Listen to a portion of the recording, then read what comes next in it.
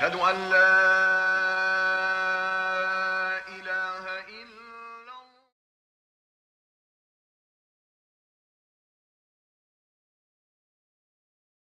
في الجنة الأنبياء والمرسلون عليهم السلام، وأولهم سيدنا ونبينا محمد صلى الله عليه وسلم، فإنه في أعلى درجات الجنة. قال عليه الصلاة والسلام: سلوا الله لي الوسيلة. قالوا: يا رسول الله وما الوسيلة؟ قال: أعلى درجة في الجنة لا ينالها إلا رجل واحد أرجو أن أكون أنا هو. رواه الترمذي.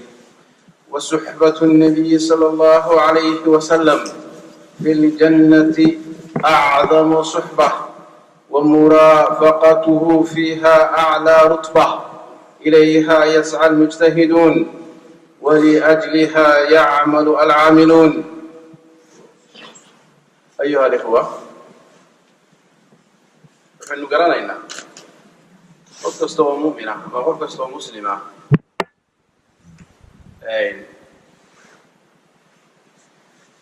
guusha ugu weyn u gaadho waa inuu janno galo.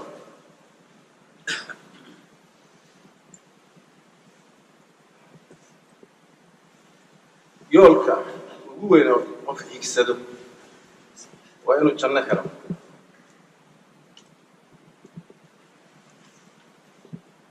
ilaahi subxaanahu wa tacaala wuxuu yidhi: asxaabu ljannati hum alfaa'izuun. kuwa jannada galay oo kuwa guulaystay, waana guushii ugu dambaysay weeye oo qof gaadho, waa qof hadduu janno galo. saas darteed baa ilaahi subxaanahu wa tacaala jannada wuxuu ka dhigay mansilada ugu weyn ee ugu horeysa oo ambiyada ilaahay gelayaan oo ku nasanayaan. nebigu wuxuu yidhi sal ly slam: mar kastoo la addimo ilaahay waxaad ii weydiisaa subxaanahu wa tacaala wasiila. markaasay saxaabadu waxay yidhaahdeen: wasiiladu waa maxay?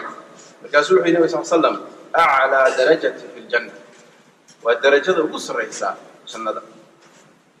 laa yanaaluhaa ilaa rajulun waaxid arjuu an akuuna ana huwa. qof badhaan halkaa tegayo waxaan rajaynayaa inuu ina noqdo.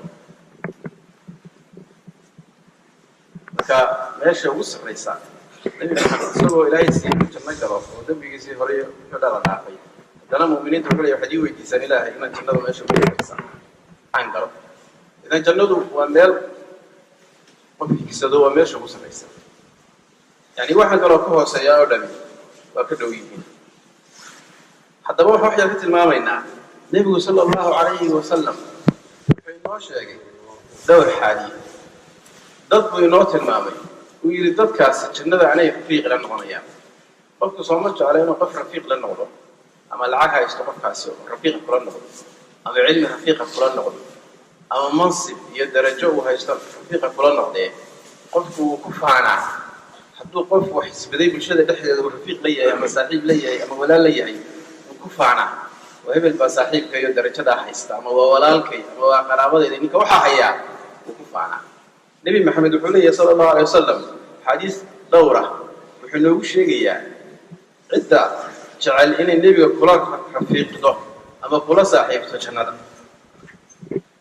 anas radi allahu canhu wuxuu leeyahay: nin baa wuxuu weydiiyey nebiga sal slam mata saaca, qiyaamuhu goor u dhacay. markaasaa nebigu sal slam wuxuu ku yidhi: maa cadadta laha, maxaad u diyaarsatay? qiyaama waa iska iman doonaaye, maxaad adigu diyaarsatay? markaasuu wuxuu yidhi: salaad badan iyo soon badan iyo sadaqo badan midna uma diyaarsan. laakiin wuxuu yidhi: ilaahay iyo rasuulkiisaan jecelahay, inaan la rafiiqo rasuulka oo aan meel la galo, jacaylkaas baan haystaa. nebigu wuxuu ku yidhi sal slam: anta maca man axbabta. cidda aad jeceshahay unbaad aakhiro la soconaysaa, aad meel la gelaysaa. marka shay kastaaba wuxuu ka bilowdaa qofka jacaylkiisa. cidda uu jecel yahay iyo cidda uu ku raaxaayo oo ku riyaaqo ee uu jecel yahay inuu meel la istaago ayaa marka adduunka joogana camalkiisa qaybay ka qaadan. qofku dadka muusiga garaacay saa dadku jecel yahay aad ugu farxo markay soo meel kasta wax ka dhigayaan iyo meel kasta riwaayad ka dhigayaan iyo meel kasta ku shidan yahayba qofku wax weey ku farxaya laana waa jecel yahay hadduu qofku kubadda jecel yahay oo meel kasta ka shidan tahay iyo meel kasta laga ciyaarayo iyo uu ku farxaya oo la socdaa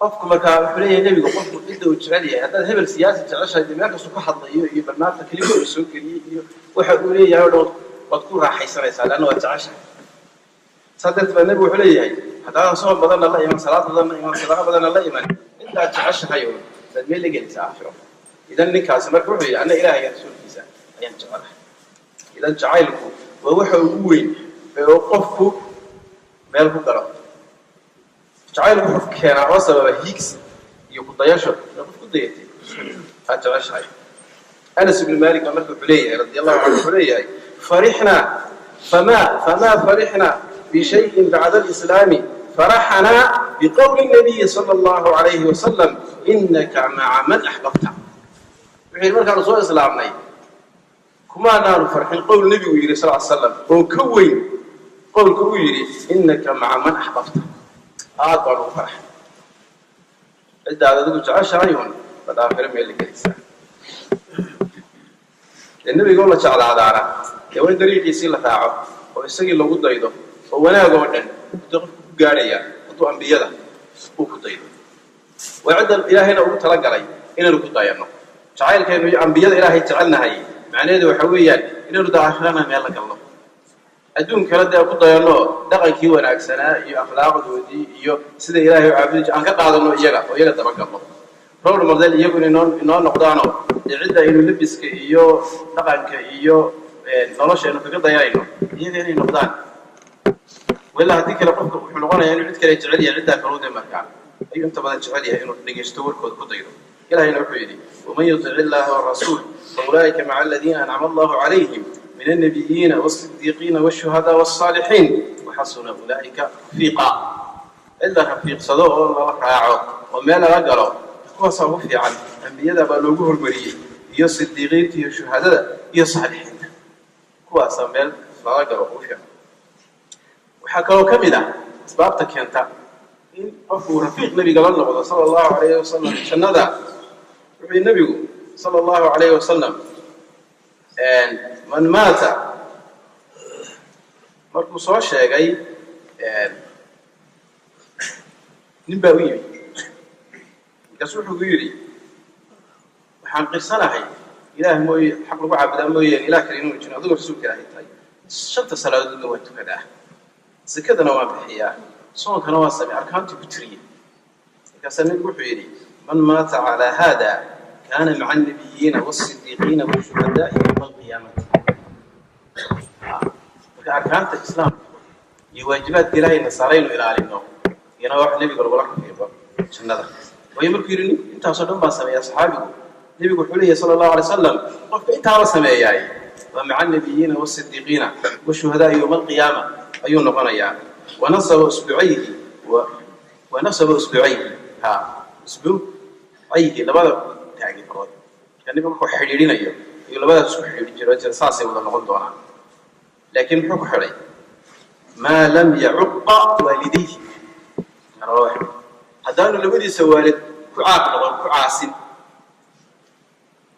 لأن اللي بدي سوالد هل يا من ما له يو عدادين يعني ما يقولون تنافرنا أيوه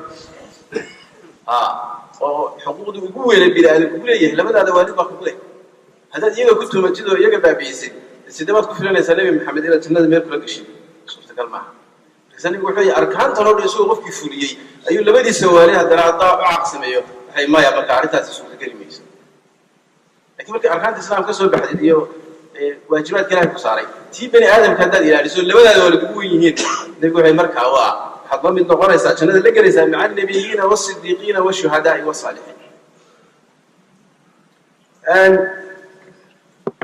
ربيعة بن كعب الأسلمي أيام حكولورين يا وحول كنت أبيت عند رسول الله صلى الله عليه وسلم قف فرائد إلالية وأركانت إلالية مركاسو ميرفع حرية وحكم إذا سوكوبنا النبي صلى الله عليه وسلم كنت المامي عند اللقليسة هذا مرتبط صلاة maanta balaa waxaynu ku jirnaa maalinta la yiri waa maalinta dumarka ama waa maalinta haweenka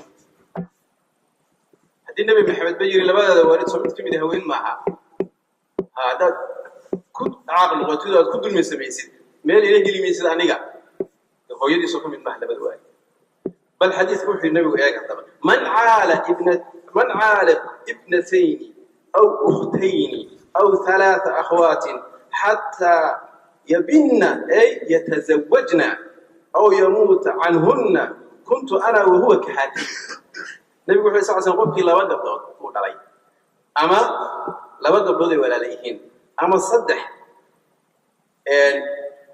قودية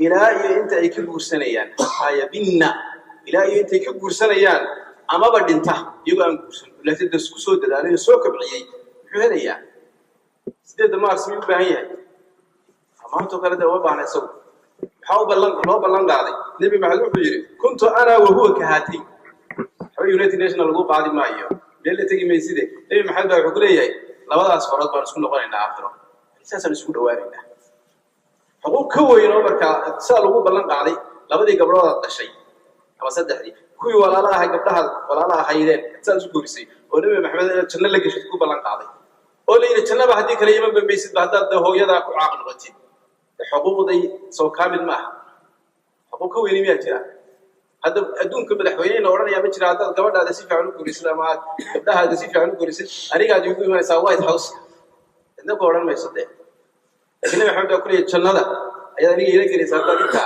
aad ilaalisid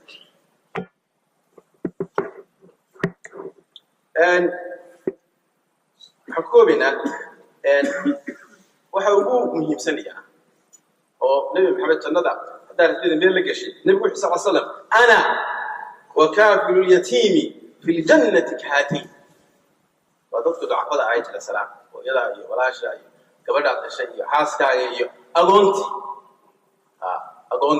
nabi wuxuu leeyahay aniga iyo qof agoona kafaara qaata oo noloshiisa dhan kafaara qaata jannada waxa noqonaynaa kahatayni sida labadaas isku yihiin labada farwadi si isku dhow yihiin baan jannada isku dhawaanayna أقول قولي هذا وأستغفر الله لي ولكم فاستغفروه إنه هو الغفور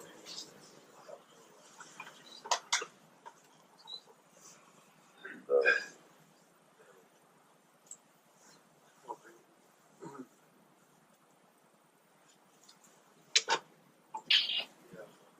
الحمد لله رب العالمين ولا عاقبة للمتقين ولا عدوان إلا على الظالمين. Brothers, there is no doubt that Al-Jannah is the ultimate reward that each believer hopes for to attain. It's the goal of every Muslim as it's the clear success and the great attainment.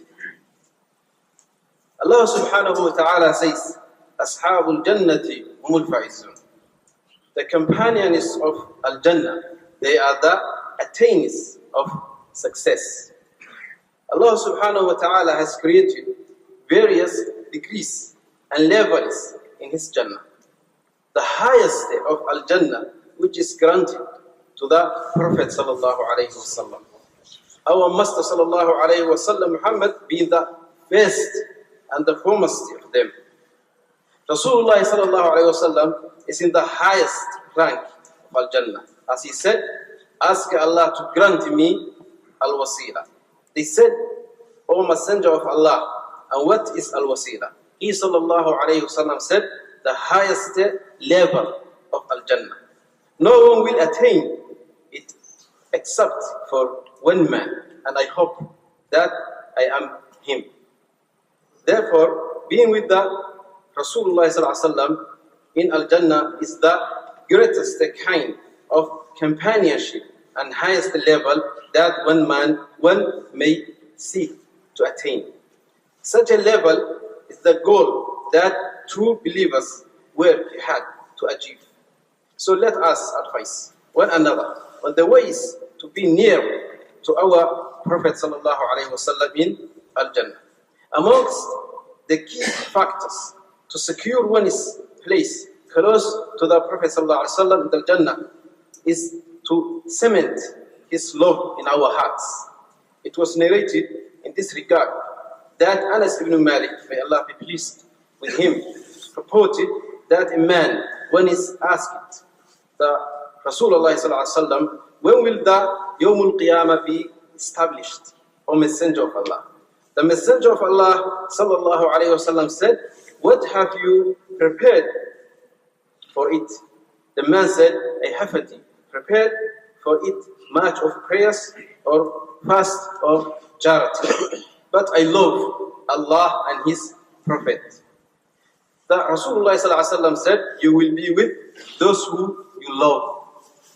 Anas, may Allah be pleased with him, said, after the event of Islam, nothing has ever brought us happiness more than the Rasulullah sallallahu alaihi wasallam's statement, you will be with those who you love.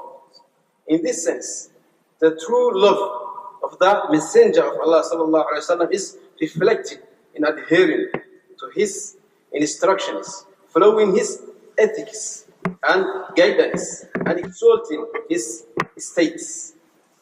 On other means of drawing close to the Prophet sallallahu alaihi wasallam on the day of judgment and be with him in Al-Jannah is to fulfill the pillars of Islam.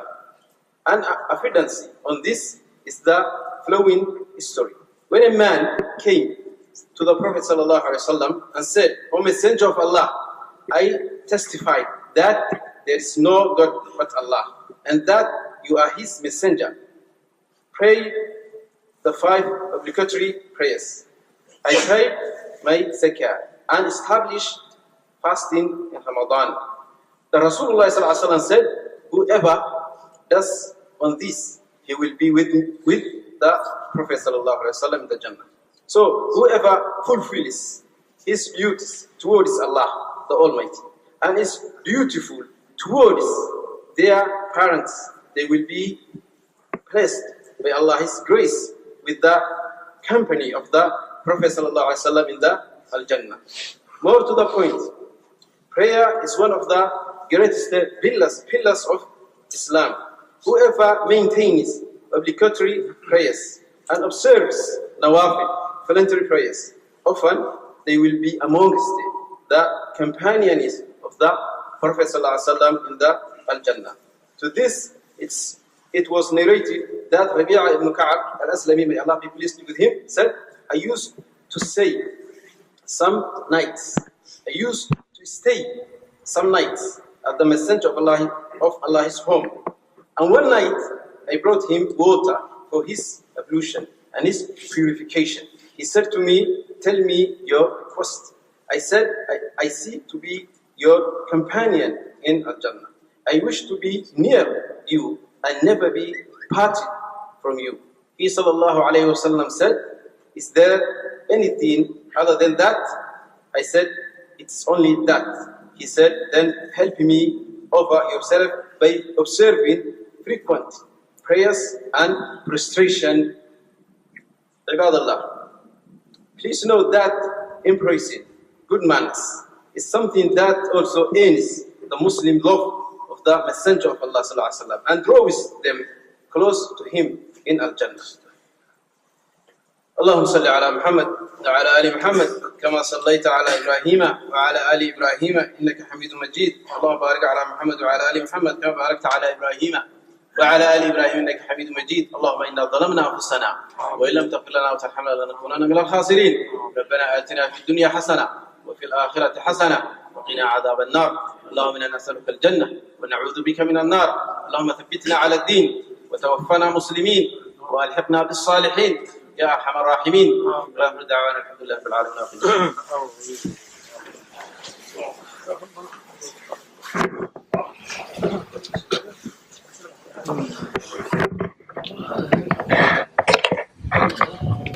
أشهد أن لا